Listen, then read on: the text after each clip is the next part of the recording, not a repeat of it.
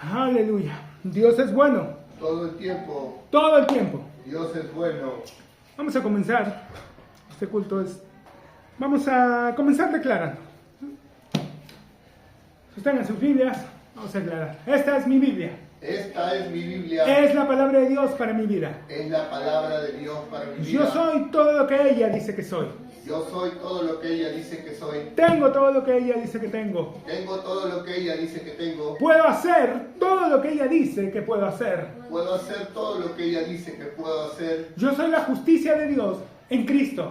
Yo soy la justicia de Dios en Cristo. Soy la luz de este mundo. Soy la luz de este mundo. La sal de la tierra. La sal de la tierra. Real sacerdocio. Real sacerdocio. Nación santa. Nación santa. Pueblo adquirido por Dios. Pueblo adquirido por Dios. Para anunciar las virtudes las virtudes de aquel que me llamó de aquel que me llamó de las tinieblas de las tinieblas a su luz admirable. a su luz admirable. Soy un hijo de Dios. Soy un hijo de Dios. Soy la respuesta de Dios Soy la respuesta de a la oración de mucha gente. a la oración de mucha gente. La creación entera La creación entera gime gime esperando mi manifestación gloriosa. esperando mi manifestación gloriosa. En mi boca está el poder de la vida y de la muerte. En mi boca está el poder de la vida y de la muerte. Me hablaré palabras de vida Me hablaré palabras de vida y no de muerte, y no de muerte. de riqueza de riqueza y no de pobreza, y no de pobreza. de salud de salud y no de enfermedad. y no de enfermedad. Porque hay milagros en mi boca. Porque hay milagros en mi Tengo boca. miles de ángeles Tengo miles de a mi ángeles disposición, a mi disposición, esperando mis órdenes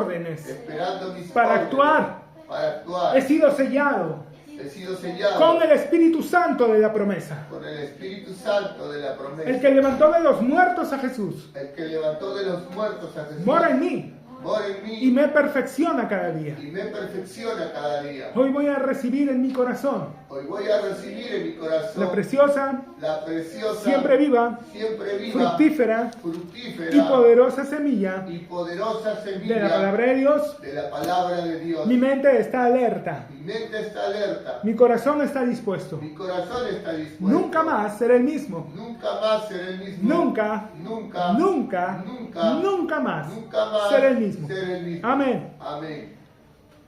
Estamos en el capítulo 12 del libro de Romanos.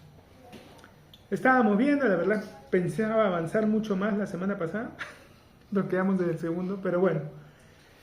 Así que, hermanos, os ruego por las misericordias de Dios. Así que ya explicábamos, no es una manera de empezar una frase. Así que viene a ser un conector con lo que se hablaba anteriormente. Y lo que anteriormente se hablaba era un Dios de una sabiduría inescrutable, ¿no? Insondable. Una sabiduría inmensa, imposible de determinar. ¿Por qué recalcar eso? Porque es importante, es básico para luego empezar a entender lo que nos toca hacer. ¿Para quién vamos a hacer las cosas? ¿Ok? Porque la tendencia natural del ser humano es la del mínimo esfuerzo. Poquísimas personas suelen ir por la excelencia. La mayoría va por el mínimo. Es lo usual, es lo cotidiano. No digo que esté bien, pero es lo que más ocurre. Y entonces, cuando la gente llega a la iglesia, empieza a aplicar ese mismo estándar para las cosas de Dios. Y algunos, hipócritamente, tratan de sostenerlo o de justificarlo, o incluso de exaltarlo. Así, varón, e impostan la voz y empiezan a hablar. No puedes pretender realmente pensar que tu mejor esfuerzo es suficiente. Hablábamos de Caín y Abel, ¿no? Caín trajo una ofrenda excelente, si consideras lo que dice la palabra. Pero no fue aceptada, como si lo fue la de Abel. Hermanos, os ruego por las misericordias del Dios, de este Dios inescrutable, insondable, que presentéis vuestros cuerpos en sacrificio vivo, santo, agradable a Dios, que es vuestro culto racional. En otras traducciones dice vuestro verdadero sacerdocio. ¿No? Sacerdocio, sí. Él nos ha hecho un pueblo de reyes y sacerdotes. Siempre fue ese su deseo. Siempre fue ese su deseo. El pacto que él hizo con Abraham ya apuntaba a eso. Te bendeciré, serás bendición, y en ti serán benditas todas las familias de la tierra, en tus simientes serán benditas. Pablo va a venir después a explicar que no dijo en tus simientes, como si hablara de muchos, sino en tu simiente, hablando de una, y va a decir que esa simiente a la que Dios se refería no era otro que nuestro Señor Jesucristo, de donde el pacto que Dios hizo con Abraham viene a cumplirse en la persona de Cristo Jesús. ¿Y cuál era el propósito? Que todas las familias de la tierra serían alcanzadas. Las bendiciones, si tú revisas el pacto que Dios hizo con Abraham, era un pacto de misericordia, no había maldición en ese pacto. Se le dan unas condiciones a Abraham, pero no hay ninguna maldición por incumplir el pacto o por romperlo. Ninguna. Léelo, revísalo. $1,000 el que me traiga una maldición en el pacto de Dios con Abraham. No hay. No existe. Era un pacto de bendición. Sale de tu tierra y de tu parentela. Salió de su tierra, con el tiempo salió de su parentela. Cuando terminemos de estudiar las epístolas y vayamos a Génesis, un montón de cosas que ver, pero una cosa es salir de tu tierra, otra cosa es salir de tu parentela. Ve al lugar que yo te mostraré y haré de ti una nación grande, bendeciré a los que te bendijeren, maldeciré a los que te maldijeren. Recuerdo haber visto un montón de publicaciones de tienes que bendecir a Israel, porque el Señor, para que pueda ser bendecido, porque Dios le dijo que bendeciría a los que lo bendijeren y maldeciría a los que lo maldijeren. Un momentito, eso se lo dijo a Abraham. Y esa bendición es para Abraham y para su descendencia. Y cuando habló de su descendencia, en cierta ocasión le dijo que sería como la arena del mar, y en otra ocasión le dijo que sería como las estrellas del cielo. Su descendencia, como la arena del mar, tienes al pueblo de Israel, pero también tienes a los otros hijos de Abraham. Tienes a Ismael y todos los demás hijos que tuvo después, que hoy están unificados prácticamente todos en el pueblo árabe. Porque si me quieren decir, y esto ya lo he comentado antes, que no, tienes que bendecir a Israel porque el Señor lo dijo, y mira a estas personas que se burlaron de Israel, mira cómo... Ya. Si tú me quieres decir entonces, ahora no significa de que salgamos con horquillas y prendamos las sinagogas, no. Me agrada Lutero, pero esa parte de su enseñanza no la comparto. Los extremos siempre son malos. Empecemos por ahí, ¿de acuerdo? Entonces hay una parte de la iglesia que tiene una postura ya servil para con la nación de Israel, y otra parte de la iglesia que simpatiza mucho con la interpretación de los escritos de Lutero que tenía el pintor austriaco. Si no saben quién es el pintor austriaco, un personaje muy conocido en la Segunda Guerra. Tenía un look parecido al de Charles Chaplin.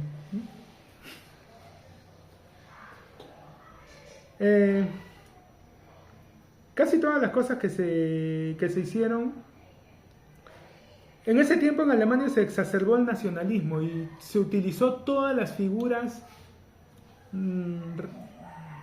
prominentes de la historia del pueblo alemán. Entonces se exaltaron muchos compositores de música clásica y en lo religioso nadie más prominente que Martín Lutero para los alemanes, ¿no? Y tenía toda la idea de lo que ellos querían ver. Él en su momento llevó sus tesis, las clavó en la catedral de Wittenberg y empezó todo un proceso de reforma. Se opuso al poder establecido, ¿no? Se opuso a los malos. Alemán. Era un monje agustino. Y Martín Lutero, cuando empezó el tema de la reforma, tuvo una simpatía, quiso tener un acercamiento con el pueblo judío, porque sintió que, bueno, cuando vas a la escritura vas a ver partes en las que habla de esto, la hemos visto nosotros también, ¿no?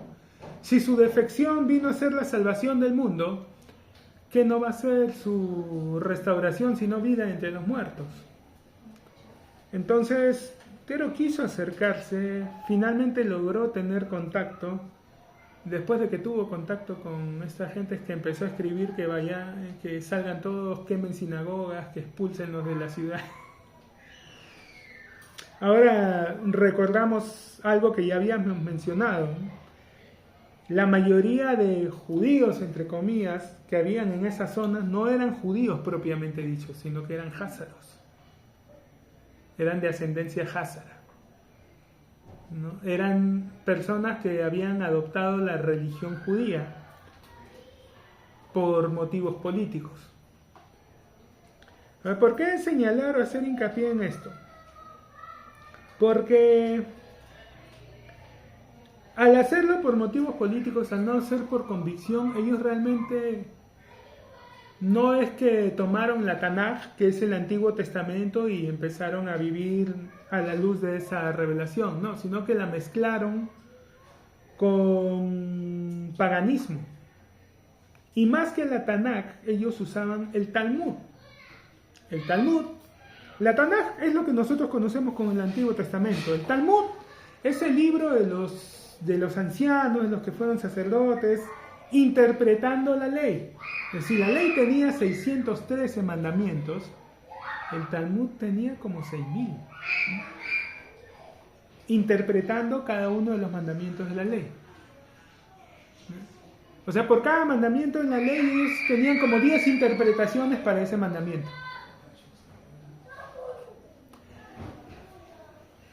Noten, por ejemplo, que en cierta ocasión los discípulos de Jesús, ¿se acuerdan que él tuvo una controversia con un grupo de fariseos porque le dijeron que por qué no se lavaban las manos?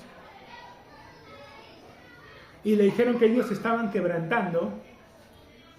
En algunas traducciones ponen que estaban quebrantando la ley, pero no es exactamente la ley lo que ellos estaban quebrantando. No estaban quebrantando la Tanaj, estaban quebrantando en todo caso el Talmud. En otras traducciones ya lo ponen más claro. ¿Por qué quebrantan la tradición, las ordenanzas de los ancianos? Porque claro, no estaban quebrantando la palabra, estaban quebrantando un mandamiento dado por uno de estos intérpretes. Jesús, ahora esto lo señalo para aquellos que en su momento se han acercado, han tenido con gente que está metida en raíces hebreas o han estado allí, ¿no? Y les han hecho pensar de que no, ustedes tienen que vivir y hacer lo mismo que Jesús hacía. Jesús vivía conforme a la ley, nosotros hoy en día tenemos que imitar a Jesús y también tenemos que vivir conforme a la ley. Eso es una falacia y una manipulación horrenda de que desgraciadamente muchas personas, por ignorar el evangelio de la gracia, no saben identificar y se dejan engañar y se dejan arrastrar. No os conforméis, por la misericordia de Dios, que presentéis vuestros cuerpos en sacrificio vivo, santo, agradable a Dios, que es vuestro culto racional, vuestro verdadero sacerdocio. No os conforméis. Ya dijimos que esta palabra conformarse no es sinónimo de resignarse, sino es conformar, tomar la forma, adoptar, amoldarse. No se amolden, no se dejen moldear por este siglo. No os conforméis a este siglo, sino transformaos por medio de la renovación de vuestro entendimiento. Los primeros deberes que nos da a los cristianos, después de ver todo lo que Él hizo, por qué lo hizo, cómo lo hizo, después de tener eso meditado, después de estar dándole vueltas a eso, bueno, ¿qué nos toca hacer? Lo primero, adorarlo. Tu primer mandamiento es adorarlo. No importa qué otra cosa hagas, si no lo estás adorando,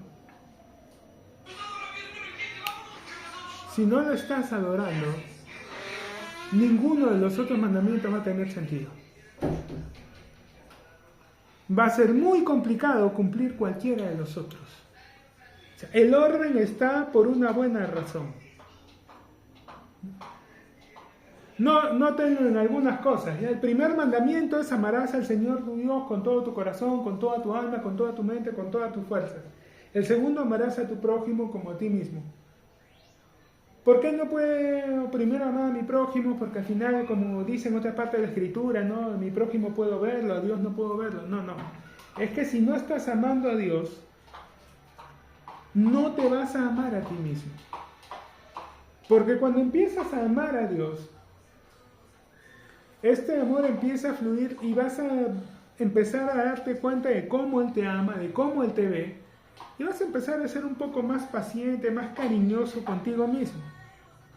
Y es importante que lo hagas, porque si no lo haces, no vas a poder amar a tu prójimo. Porque Jesús dijo: amarás a tu prójimo como a ti mismo. Si no te amas a ti, no vas a amar a nadie. Si eres duro contigo, si eres exigente contigo, lo vas a hacer con los demás. Por eso es importante. Otra, cuando dice: digo pues, andad en el espíritu y no satisfagáis los deseos de la carne. Claro, porque si intentas hacerlo al revés, si primero te ocupas de no satisfacer los deseos de la carne para después poder andar en el espíritu, nunca lo vas a hacer. El orden en que se ponen las cosas tiene una razón, tiene un sentido. Y aquí lo primero es adorar. Lo primero que se nos ordena es: presentéis vuestros cuerpos en sacrificio vivo, santo, agradable a Dios, que es vuestro culto racional, vuestro verdadero sacerdocio. No os conforméis. Lo segundo que se nos encarga, el segundo deber, alimentarnos de la palabra, meditar en su palabra, e ir permitiendo que esa palabra renueve nuestro entendimiento, cambie nuestra forma de pensar. Diga el débil: ay, no puedo, es que es tan difícil, no tengo fuerza. No dice eso, dice: diga el débil, fuerte soy. No diga el débil: es que yo antes podía, pero ahora ya. No te están pidiendo un reporte ni un diagnóstico, te dicen simplemente que digas que eres fuerte. Hermano, pero eso es mentir, porque yo en realidad no soy fuerte, ¿no? Fuiste hecho imagen y semejanza de Dios. Él llama a las cosas que no son como si fuesen. Si Dios te dice que lo hagas, es porque va a funcionar. Y va a funcionar porque al ser imagen y semejanza suya, lo mismo que funciona para Él, funciona para ti. Habla. Es que no sé, hermano, no estoy seguro, porque uno... haz las cosas como Dios te dice que las hagas. No te compliques la vida. No sé por qué la gente se complica tanto. Yo, cuando veo algo, digo: ok, Señor, yo voy a hacer lo que... La Escritura dice: sobre los enfermos pondrán las manos y sanarán. Hay una persona enferma, voy y pongo la mano encima. Después, si se sana, no se sana, en qué momento se sana, ese ya no es tema mío. Yo no fui el que escribí eso. El que escribió eso fue Dios. Entonces, cuando yo voy a poner la mano encima, digo: bueno, Señor, este no es mi problema. Aquí si no pasa nada, el que queda mal eres tú, no yo. Yo solamente tengo que poner la mano encima. El que se tiene que encargar de que se sane eres tú. Eso ya es tema tuyo con la persona. Si la persona cree, no cree, quiere, no quiere, ya se las arreglan entre ustedes. Yo hago mi parte, que es muy fácil, ¿no? Poner la mano sobre alguien, ni que mi mano pesara 100 kilos, ¿no? Puedo ir y moverla y tranquilamente ponerla sobre una persona y ya está. Fin del asunto para mí. ¿Para qué me voy a complicar? No. Y si no pasa, no es mi problema. O sea, yo no inventé eso, yo no lo escribí, a mí no se me ocurrió, Él lo puso en su escritura. Él es el que lo habló y Él es el que tiene que cumplirlo. Si Él te dice que digas que eres fuerte, dilo. Si Él te dice que digas que eres sano, diga al enfermo, sano soy, dilo. El atado que está libre, dilo. O sea, a mí se me quedó eso de estos 4 jóvenes que llevan a su amigo enfermo, abren un hueco en el techo y lo hacen entrar. Y cuando Jesús lo ve, se acerca y le dice, tus pecados te son perdonados. Y toda la gente se escandaliza. Y entonces Jesús agarró y dijo algo que me golpeó cuando le dijo, ¿qué es más fácil decir? ¿Qué? ¿Tus pecados te son perdonados? O levántate, toma tu lecho y anda. Y ciertamente es más fácil decir tus pecados te son perdonados, porque ¿quién puede decir si pasó o no? ¿Quién podría decir, no, mira, no fueron perdonados? ¿Cómo lo puedes probar? O sea, realmente es más fácil decir eso, tus pecados te son perdonados. No tenía que probar nada, no había nada que pudieran, no había forma de evidenciarlo con la vista. Tus pecados te son perdonados. Digo, ¿qué es más fácil decir? ¿Tus pecados te son perdonados o levántate, toma tu lecho y anda? Pero para que vean que el Hijo del Hombre tiene potestad para perdonar pecados, me miró y le dijo, levántate, toma tu lecho y anda.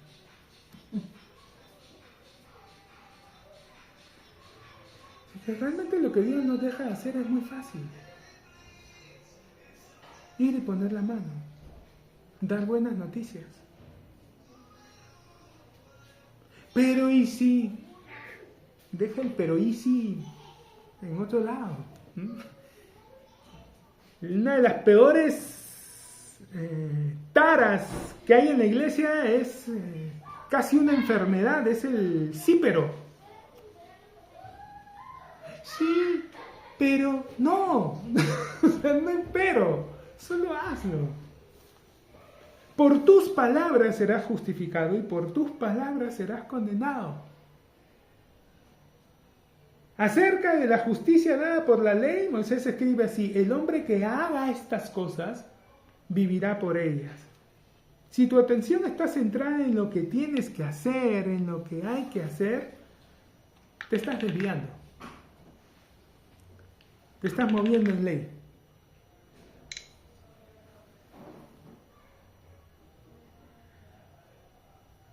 Préstale más atención a lo que dices.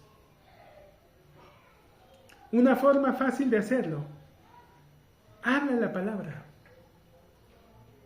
No solo que hables de la palabra, habla la palabra. Cuando estés en necesidad, tienes que pagar un recibo, hay algo, mi Dios pues suplirá todo lo que me falta conforme a sus riquezas en gloria en Cristo Jesús. Porque por ahí tienes un pago que hacer y ves tu sueldo y piensas, no me va a alcanzar. Bueno, no es conforme a tu capacidad, no es conforme a tu salario, es conforme a sus riquezas en gloria. Él lo dijo. Si tú limitas tu creencia a lo que tú eres capaz de hacer, no vas a poder comprobar la buena voluntad de Dios agradable y perfecta. Y vas a estar diciendo, pues no, es que la vida cristiana es dura, hermano. Jesús contó una parábola de un hombre que tenía 3 criados. Y a cada uno le repartió unos talentos. A uno le dio 5, a otro le dio 2 y a otro le dio 1. Se fue y luego al volver los llamó. Y el que le había dado 5 vino y le dijo, Señor, mira, 5 talentos me diste, he ganado otros 5. Dijo, bien, buen siervo y fiel. Sobre poco has sido fiel, sobre mucho te pondré. Entra en el gozo de tu Señor. Viene el otro y le dice, Señor, mira, me diste 2 talentos, he ganado otros 2. Sí, muy bien, buen siervo y fiel. Sobre poco has sido fiel, sobre mucho te pondré. Entra en el negocio de tu Señor. Pero este hizo 5, el otro 2. Sí, pero ambos multiplicaron. Y por algo a ese le dio 5. Sabía que su capacidad era mayor. Y al otro le dio 2. Pero ambos lo multiplicaron. Ambos recibieron la misma recompensa. Finalmente, viene el tercero y le dice: Señor, sabía que eres hombre duro, que ciega donde no sembraste y recoge donde no esparciste. Así que tuve miedo y enterré. Aquí está tu talento. Hasta ese momento, nada sugiere que el Señor fuera realmente un hombre duro, un hombre malo. Es más, la forma en que se le acercan los otros criados da a pensar que no. El hecho de que les diera talentos es una evidencia de que no. Pues si realmente fuera duro y todo, no les da nada. Entonces el Señor le responde a este criado, ¿no? Le dice: siervo malo y negligente. Entonces tengo a uno acusando al otro de ser duro y un aprovechado. Pero hay 2 personas antes que él que no me dan nada de eso. Que no me sugieren nada acerca de que este hombre sea un tipo duro o un aprovechado. Pero le dice, ¿no? Tuve miedo. Y el Señor le responde: siervo negligente y malo. Es que yo le doy más crédito a lo que dice el Señor que a lo que dice el siervo. Porque de 3, 2 producen. Y uno va y le dice: tuve miedo y lo enterré. Entonces está delatando que en realidad el tema no era el Señor, era su miedo. Y así hay mucha gente acusando a Dios de ser duro. Oh, el Señor es duro, el Señor es así. ¿Saben qué son? Son negligentes y malos. ¿Por qué? Porque ellos podrían conocer realmente al Señor, si quisieran. Mi pueblo perece por falta de conocimiento. No es, de nuevo, esa palabra conocimiento, recuérdenlo, se usa en el mismo Antiguo Testamento para referirse a cuando ha habido intimidad entre un hombre y mujer. En Génesis aparece: y conoció a Adán a Eva, su mujer, y ella concibió y dio a luz a su hijo y le puso por nombre Caín, luego dio a luz a otro y le puso Abel. No que la conoció, que recién se la presentaron, ¿no? La conoció en el sentido de que llegaron a unirse. Porque ese mismo término lo vas a encontrar después. Entonces a eso se está refiriendo Dios cuando dice: mi pueblo perece por falta de conocimiento. ¿Por qué mueren los creyentes? Porque no tienen comunión, porque no tienen intimidad con Dios. ¿Por qué le pasó a Job todo lo que le pasó? Miedo, lo que me temí me vino, lo declara, y al final del libro, cuando se arrepiente, él le dice: ahora conozco que todo lo puedes y que no hay pensamiento que pueda esconderse de ti. Antes yo hablaba cosas que no entendía, cosas demasiado grandes. De oídas te había oído. Todo lo que ven a Job hablando ahí acerca de Dios, y que incluso he escuchado a creyentes repitiendo esas mismas frases, sí, entender realmente, porque no es que Job dijo: no, Jehová Dios, Jehová quitó, sea bendito el nombre del Señor. Y entonces he escuchado a creyentes así: tienen un problema y dicen: Jehová Dios, Jehová quitó. Hermano, que esté escrito en la Biblia no significa que sea cierto. Ojo, la Biblia registra mentiras también. ¿Eh? En la Biblia hay registradas mentiras. ¿No crees? Lee, ahí por ejemplo están registradas las cosas que dijo David, las cosas que dijo Abraham, ¿no? Cuando dice a Sara: di que eres mi hermana, y uno puede decir: no, pero si era su hermana, ya. Isaac con Rebeca, también le dijo que diga que era su hermana y no era su hermana. La Biblia registra todo tal cual. Las personas, algunos creen de que Job es un ejemplo y que lo que él dijo suena tan coherente, una filosofía tan bonita, pero la mayoría eran tonterías. Porque él mismo lo reconoce. Antes yo hablaba cosas que no entendía, cosas demasiado grandes para mí, de oídas te había oído. O sea, lo que él estaba hablando de Dios no era realmente como él conocía a Dios, porque en realidad él no lo conocía. Pero era un adorador y un miedoso al mismo tiempo. ¿No es contradictorio? Porque si se supone que adoraba a Dios, la oración debería ser una expresión de amor. Y la Escritura nos dice que el perfecto amor echa fuera todo temor. Entonces, ¿cómo podía él adorar, pero al mismo tiempo tener miedo? Porque su adoración estaba asignada por el miedo. La Escritura dice que él ofrecía sacrificios por sus hijos, por los pecados que pudieran cometer. En esa enseñanza que teníamos el Día de la Madre señalábamos que el Cana, por ejemplo, lo hacía diferente, hacía que sus hijos mismos ofrezcan sacrificios. ¿Por qué Job no hacía eso? ¿Por qué no llevaba a sus hijos y les enseñaba que ellos mismos le ofrezcan sacrificios a Dios? Porque él los ofrecía por ellos. Y al final ellos mueren.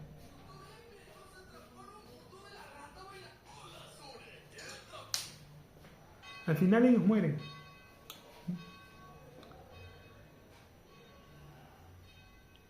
Lo mismo pasa con los hijos de Elí, del sacerdote que recibe a Samuel. Lo mismo pasó con los hijos de Aarón, los dos mayores, con los hijos de Samuel también, si no me equivoco. ¿Por qué hombres temerosos de Dios, que adoraban a Dios, cometían este error? Miedo. En Job hubo miedo. Yo hablaba cosas que no entendía, cosas demasiado grandes. ¿Qué es eso, hermano? ¿Religiosidad? Eso es lo que hace una persona religiosa. Se pone a especular acerca de Dios según lo que le han dicho. No es lo que estaba haciendo Job. De oídas te había oído. Entonces, Jehová dio, Jehová quitó. No era realmente eso. Porque cuando Dios lo confronta, los deja hablar a los amigos. En todo el libro los deja que hablen. En un momento ya se presenta y le dice: cíñete como varón. Ya te escuché, ya escuché todo lo que has dicho. Ahora yo voy a hablar y yo voy a preguntarte. Tú me vas a responder ya que sabes mucho, ¿no? ¿Dónde estabas tú? Y en un momento le dice: ¿me acusarás a mí para justificarte tú? Eso era lo que estaba haciendo Job. Jehová Dios, Jehová quitó. Sea bendito el nombre del Señor. Se lo escuchaban muchos creyentes, incluso algunos desde el púlpito.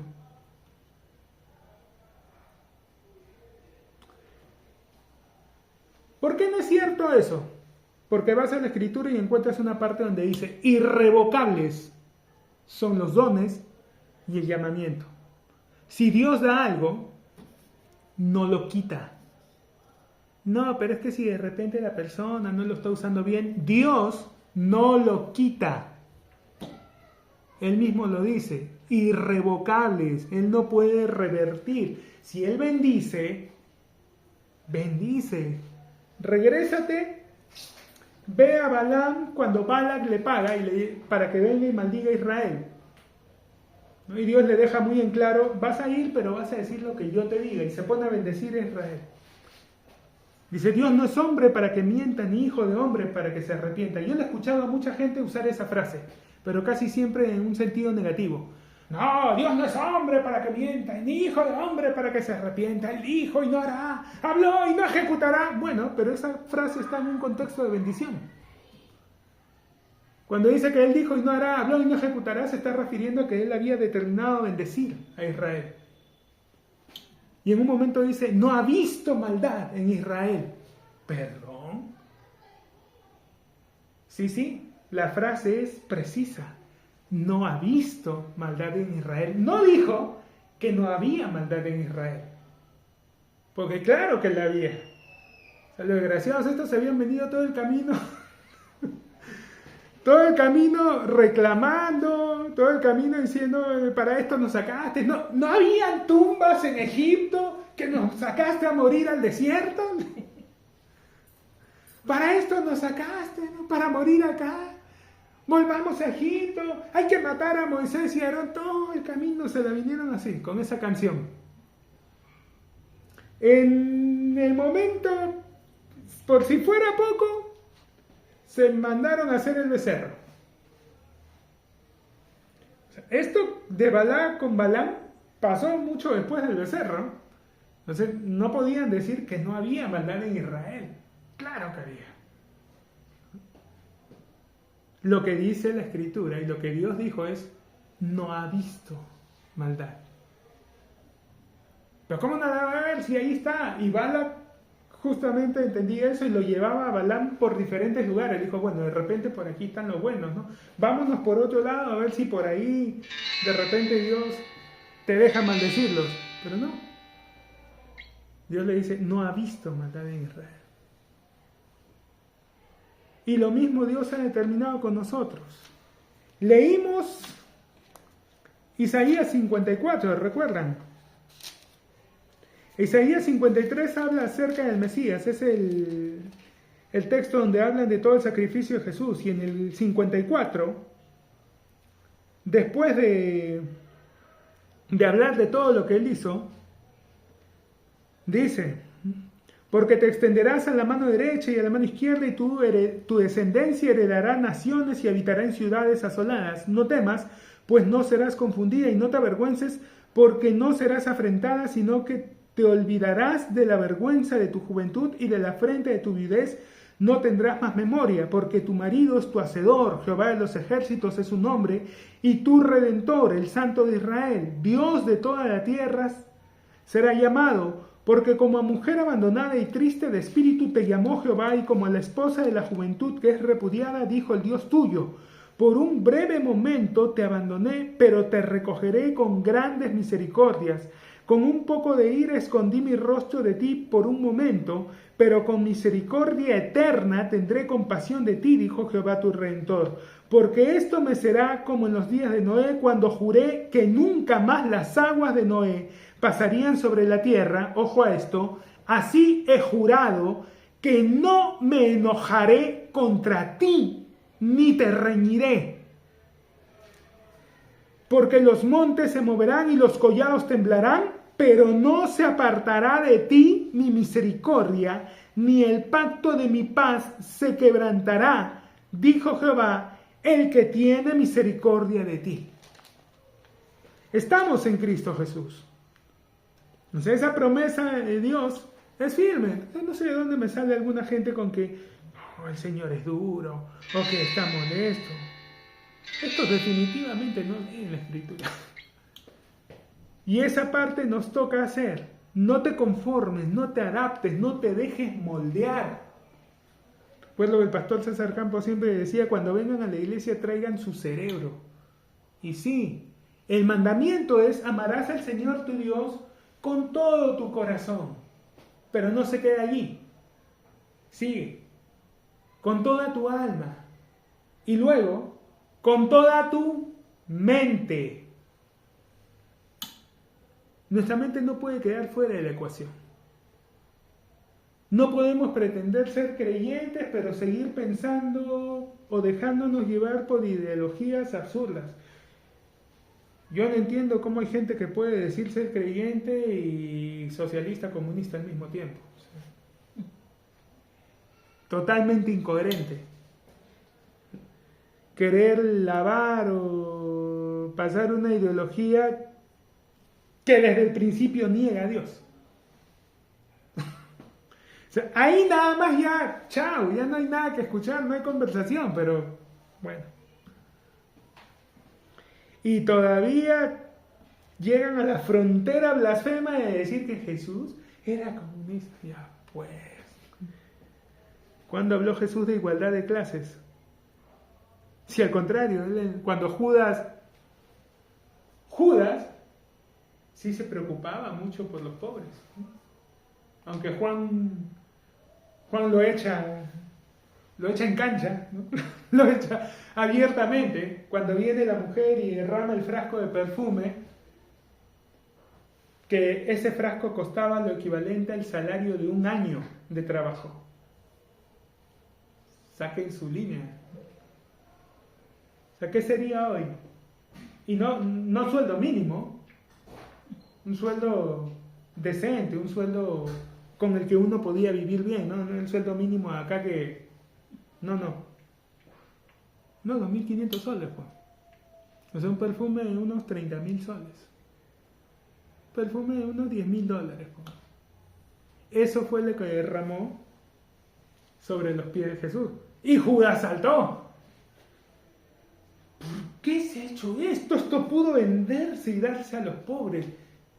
Esa frase la he escuchado un montón de veces, ¿no? Gente que quiere agarrar lo que otros compraron, lo que es de otros, para dárselo a los pobres.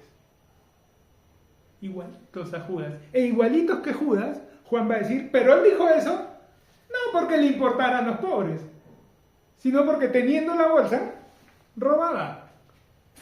Lo mismo que los otros. No, esos que andan hablando que no, que los pobres, que no sé, son los primeros en robar y no darle nada a los pobres. Igualitos, el mismo espíritu de Judas. E igualitos que Judas, traidores.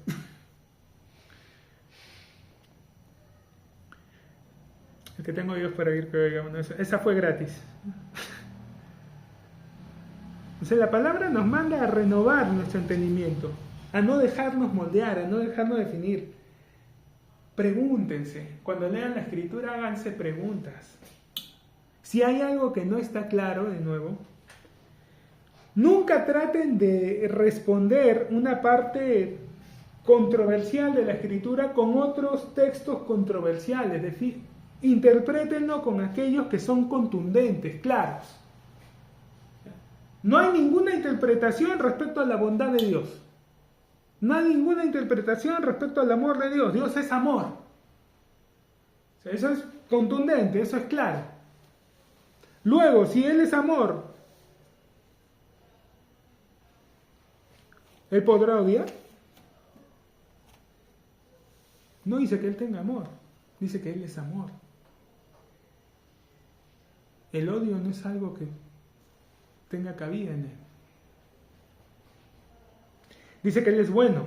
Sin fe es necesario, sin fe es imposible agradar a Dios, dice, porque es necesario que el que se acerca a Dios crea que le hay y que es galardonador de los que le buscan. Tú no puedes acercarte a Dios y bueno, es que yo creo que Dios es así. Tú no puedes creer lo que te da la gana, tienes que creer lo que Él dice. Y dice que cuando te acercas a Él es necesario que tengas cierto que Él quiere acercarse a ti también. O sea, que Él te quiere recibir bien. Que no vengas pensando que ahí viene esto otra vez. ¿Qué me va a pedir ahora? Claro, cuando necesita algo nada más se acercan. Pero cuando está bien, se olvida. Ven, pues hijo pródigo, ven, oliendo a cerdo de nuevo. Oliendo a estiércol de cerdo. Ven, ¿qué me vas a pedir ahora? No te recibe de esa forma. El padre de la parábola no lo recibió así. El padre de la parábola lo vio venir. El hijo venía con su speech. Ir a casa, le diré a mi padre, he pecado contra el cielo, contra ti, no soy digno de ser llamado a tu hijo, hazme como uno de tus jornaleros, porque sí, el hijo no estaba volviendo a casa porque decía, ¿qué será de mi padre? Ya está anciano, ¿cómo le pude decir eso? No puedo dejar las cosas así con mi padre, tengo que regresar a casa. No fue por eso que regresó. estaba alimentando a los cerdos, quería comerse lo que comían los cerdos y de repente se acordó que las sirvientes en la casa de su padre comían bien. Dijo, los jornaleros en casa de mi padre tienen abundancia de pan y yo aquí estoy que me muero de hambre. Dijo, bueno, si voy a trabajar de sirviente, por último voy a la casa de mi padre, y pagan bien, y como bien. ¿Qué hago acá muriéndome de hambre? Mejor voy allá y voy a comer bien.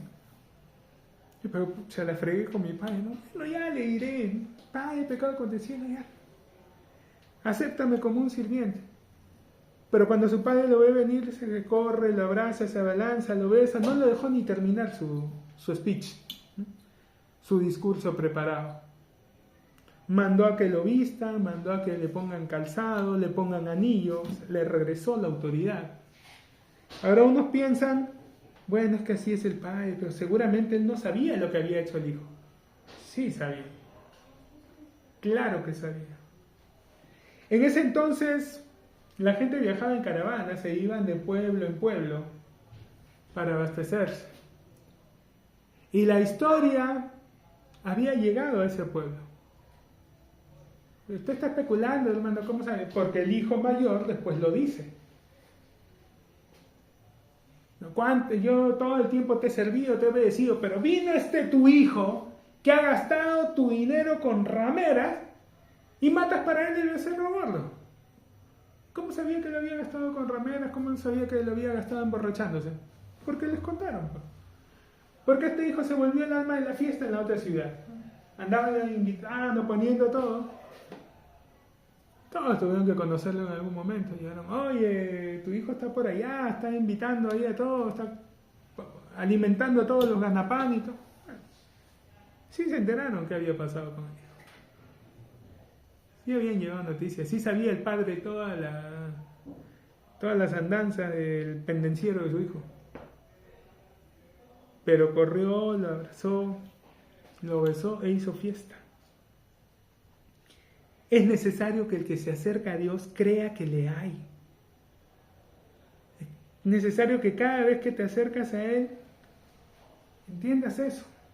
Ahora, yo sé que es complicado para algunos entender, los que somos padres lo tendríamos que tener más sencillo. Porque todos nosotros, cuando nuestros hijos están pequeños o al verlos, queremos verlos. Queremos acariciarlos, No necesitamos que hagan genialidades. No necesitamos que encuentren la cura del cáncer ni nada por el estilo. O sea, solo porque son nuestros hijos los amamos y son las mejores personas del mundo para nosotros. Dios es así. O sea, muchos creyentes andan pensando, no, es que yo fallo mucho, me equivoco. Él te ve como su hijo. No le importa que te equivoques. Hablábamos, ¿no?, de que las madres pues siempre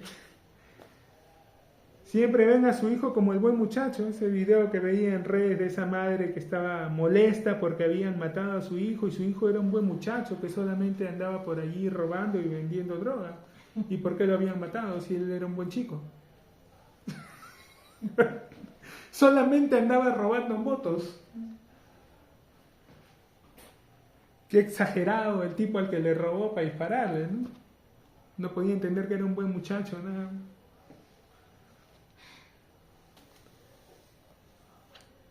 Es necesario que el que se acerque a Dios crea que le hay y que es galardonador. Y esa parte a mucha gente le cuesta entender. Y se molestan. Nada, que ustedes solamente piensan. Lo que pasa es que tienes que entender eso. Dios es amor, correcto. Si por ahí lo han visto o lo han leído alguna vez acerca de los lenguajes de amor, existen diferentes formas en que las personas expresan su amor. Hay gente que lo expresa con palabras, hay gente que lo expresa haciendo cosas por otro. Tal vez nunca digan un te amo, pero todo el tiempo están atendiendo, están dando de comer, todo. Es la forma en que dicen te amo. No lo dicen con palabras. Hay otros que lo expresan dando cosas. Nunca dicen te amo, tal vez no hacen nada, pero siempre están trayendo y dándole cosas a otros. Es su forma de decir te amo. Bueno, Dios tiene ese lenguaje de amor. Hermano, ¿usted por qué dice eso? El primer versículo que se aprende en la mayoría cuando entran a la iglesia, ¿eh? Juan 3:16. ¿Qué dice? De tal manera amó Dios al mundo que le dijo, mundo te amo. No. Que fue y los abrazó. No. Que ha dado. ¿Cómo expresa su amor Dios? Dando. Ahora, en esta parte de dar, hay dos tipos de personas. Hay los que dan cosas valiosas, lujo, y hay otros que dan, que le llaman pingüinadas, ¿no? Los pingüinos se dan piedritas, se dan tonteras. Hay gente que expresa su amor así, que le da un chocolate, que le da una cosita simple, pero es su manera de estar diciéndole, te amo. Bueno, Dios es de los que dan grandes, de los que revientan la chequera. Mira, las cosas que Él regala son cosas que jamás se podrían pagar. ¿Qué regalos nos ha dado? La vida. O alguno se la ganó. Yo gané una carrera, ya. Pero ahí gané. Ya, la vida es un regalo. El aire que respiramos es un regalo. Y hace unos años nos enteramos que tan costoso es respirar. Algunos ya se han olvidado rápido, pero nos enteramos que mantener a una persona respirando diariamente no es barato. Y tenerla respirando un mes, nadie ganaría, creo que el 1% de la población mundial gana lo suficiente como para pagar el respirar todos los días. El resto ya estaríamos muertos. No podríamos pagarlo. ¿Qué más nos regaló? Nos regaló su Hijo. El unigénito, que ha dado a su Hijo unigénito, al único en su género. O sea, no había nada para reemplazarlo. No es que nos dio un ángel random ahí, el que estaba ahí. Ángel, ven, anda a morir por ellos. No. Nos dio al único. Que ha dado a su Hijo. ¿No? De tal manera amó Dios al mundo que ha dado a su Hijo unigénito para que todo aquel que en Él cree no se pierda, sino que tenga vida eterna. Luego, ¿qué más nos ha dado? Su Espíritu Santo. El que levantó de los muertos a Jesús, vivificará vuestros cuerpos mortales. Son regalos, son cosas que nunca se van a poder pagar. Son invaluables. Imposibles de pagar, ni lo intentes. Si alguien te regalara algo así, una joya, y tú, ay, se lo voy a pagar de alguna forma. No hagas eso. No estás siendo educado, estás insultando a esa persona. Porque esa persona te está dando algo que sabe que no se lo vas a poder devolver, simplemente agradécelo. Recíbelo, póntelo, lúcelo. Si te regaló una joya, todo, póntela. ¿Quiere? Ay, pero ¿qué puedo hacer? Mira lo que me ha dado. Póntelo, lúcelo. Camina con eso, exhíbelo porque te lo está dando. No intentes pagarlo. Intentas pagarlo, vas a insultar a esa persona. Bueno, Dios es así. Dios es amor y Él expresa su amor dando. Entonces es necesario renovar nuestro entendimiento. Que las cosas que nos puedan haber hablado de Él, las cosas que sabemos de oídas, sean reemplazadas por las cosas que la palabra nos va diciendo de Él, nos va mostrando. Hay una parte de la Escritura donde habla que ya a nadie conocemos según la carne, y si aún a Cristo lo conocimos según la carne, ya no lo conocemos así. Es bueno que nuestra mente se vaya renovando. Ahora, tengamos algo claro, porque la confusión y de donde muchos se agarran para manipular a los creyentes. Cuando Jesús estuvo aquí en la tierra, mientras Él caminó en esta tierra, mientras Él vivió aquí, Él se movió bajo la ley. La ley todavía estaba vigente. Él es el único que la cumplió. Cuando Él la cumplió, terminó esa dispensación, terminó ese sistema y empezó el nuevo sistema de la gracia. Y los creyentes empezamos desde una posición de ya haber cumplido la ley. Pero ¿cómo así, hermanos? Si en Cristo Jesús, como tú estás en Cristo Jesús y Él cumplió la ley, tú empiezas desde allí. O sea, los judíos intentaban cumplir la ley, y eso lo hemos leído en mismo Romanos, acuérdense, ¿no? ¿Qué pues diremos? Que los judíos que buscaban la justicia de la ley no la alcanzaron, pero que los gentiles que no la buscaban la encontraron, sí, eso exactamente. ¿Y por qué? Porque iban tras ella, pero no por fe, sino por obras. Iban tratando de hacerlo en sus fuerzas. No cometamos el mismo error de querer hacer las cosas de Dios en nuestras fuerzas, a nuestra manera. Hagámoslo a su manera. ¿Qué tenemos que hacer? Adorarle. Fuimos creados para la alabanza de la gloria de su gracia. Adórale. Él dijo acerca de David que era un hombre conforme a su corazón. ¿Han leído la historia de David? ¿Era perfecto? No. ¿Estaba siquiera cerca de ser perfecto? No. David no cometió errores. David cometió horrores. ¿Comparas lo que hizo Saúl con lo que hizo David? Saúl obedeció a medias. David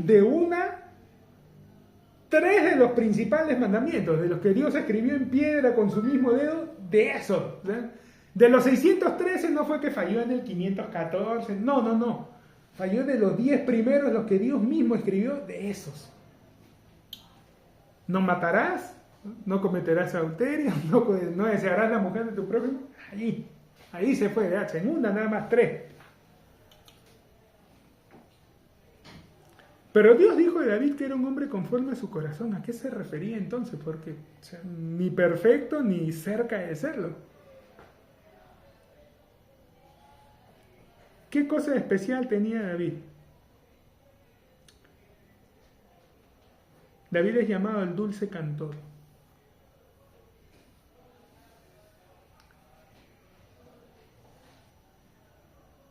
David le cantaba,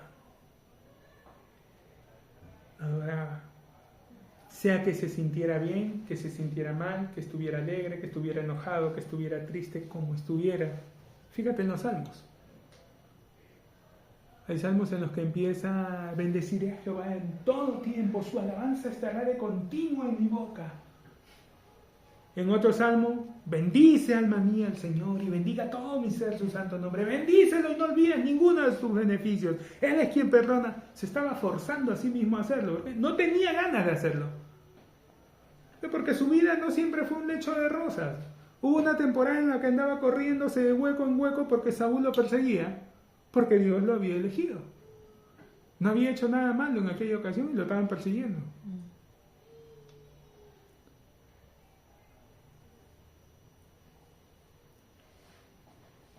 En otra ocasión, ¿cómo es posible que los impíos prosperen? ¿Cómo es posible que los que te aborrecen les vaya bien? Le estaba reclamando. Ahora, empezaba de diferentes maneras porque no siempre estaba el mismo ánimo, pero siempre terminaba alabándolo. Podía empezar triste, podía empezar enojado, podía empezar feliz, pero siempre terminaba alabándolo. El día que Natán lo confronta y le dice: necesito tu juicio en algo. Y él lo miraba con sospecha porque en el Antiguo Testamento, cuando un profeta aparecía, no era motivo de alegría. Nadie se alegraba cuando veía a un profeta aparecer. Porque normalmente los profetas no venían a dar buenas noticias. Estaban bajo la ley, así que usualmente la palabra que los profetas iban a traer era palabra de juicio. venían a decirles acerca de algo que iba a pasar, normalmente algo malo. Por eso que si ustedes se fijan y cuando lean ahí van a ver que siempre que aparecía el profeta le preguntaban, ¿vienes en paz? Nadie le agradaba al profeta. Cuando David lo ve venir anda tanto, dicen, ay, ahí viene este que me va a decir. Y entonces necesito tu juicio en algo. Bueno, se sienta y lo escucha. A ver, dime. Hubo un hombre, conocen la historia, ¿no? Que tenía mucho ganado, muchas ovejas, tenía un vecino que solamente tenía una corderita que comía con él en su plato, la tenía como su hija y dormía con él y todo. Un día vino alguien de camino a visitar al hombre rico, él no quiso matar nada de su ganado, tomó la corderita, la mató y se la dio a comer. ¿Qué tiene que hacer? Se enojó. El que hizo eso es digno de muerte porque hizo tal cosa, tiene que pagar 5 veces. ¿Cómo pudo hacer? Tú eres ese hombre. Esta es la palabra del Señor. Yo te saqué de las pasturas, puse por rey sobre mi pueblo, te di la casa de tu Señor, te di las mujeres de tu Señor para tu gozo. Si te hubiera faltado, me hubieras pedido y te habría dado más. ¿Por qué hiciste esto? No fue un Dios diciéndole, cucaracha inmunda, miserable, ¿cómo se te ocurre hacer eso? Mira cómo me estás haciendo. No, no fue Dios reclamándole así, fue un Dios con el corazón roto diciéndole, ¿por qué? Me hubieras pedido. David totalmente humillado y todo, se tira al suelo y escribe un salmo. Lávame de mi maldad, lávame y seré más blanco, quítame. Y luego prosigue, al final termina alabándolo. En el momento más humillante, más doloroso, termina alabándolo. Un hombre conforme a su corazón. ¿Quieres agradar a Dios? Créele, porque sin fe es imposible agradar a Dios. Cree que Él te espera siempre, con deseo, con ánimo, como un enamorado, como un padre que quiere cargar a su hijo, que llega del trabajo, que llega a verlo. ¿Y qué ves? Al mocoso ahí haciendo tonteras. O sea, no lo ves ahí, padre, aquí estoy descubriendo una fórmula. No, lo ves ahí, mira, papá, mira, te enseño una tontería y te ríes. ¿Por qué? Porque es tu hijo. Generas. No porque sea muy genial. No porque te esté dando algo maravilloso. Ah, mi hijo, mira lo que está haciendo por mí. No hace nada por ti, tú tienes que hacer todo por él. Al contrario, desde que nace se vuelve un forado en tu economía, pero lo amas. Provees, quieres darles cosas. A veces estás por la calle y de repente ves algo y dices, le voy a comprar eso, se va a alegrar. Sabes que lo va a terminar rompiendo. Te compras un juguete y te sabes que se lo vas a poner en la mano y de repente dura un día, 1 hora y ya, chao, se fue la plata. Pero se lo da por esa foto, por esa sonrisa, por verlo feliz unos minutos. Y así es nuestro Dios. Así nos ve, así nos quiere. ¿Quieres agradarle más? ¿Quieres estar más cerca? Cántale. Cántale, escríbele poemas, enamóralo. Le gusta, le agrada. Hay una creencia, ¿no? Para terminar, que tiene la gente de que las chicas, las más guapas, todo, usualmente, como todos las ven muy guapas, nadie se acerca, nadie les dice, todos les tienen miedo, no, o sea, pero si alguien se acerca y empieza a hablar, le dice, abre. Bueno, Dios es así. Hay demasiadas personas que le tienen miedo. Pocos se acercan, pocos se atreven a enamorarlo, a abrirle el corazón, a escribirle, a cantarle. Y cuando alguien finalmente lo hace, no sabes la puerta que te estás abriendo ahí. No os conforméis a este siglo, transformaos por medio de la renovación de vuestro entendimiento para que comprobéis cuál sea la buena voluntad de Dios, agradable y perfecta. Por hoy vamos a dejarlo ahí. Continuamos la próxima semana.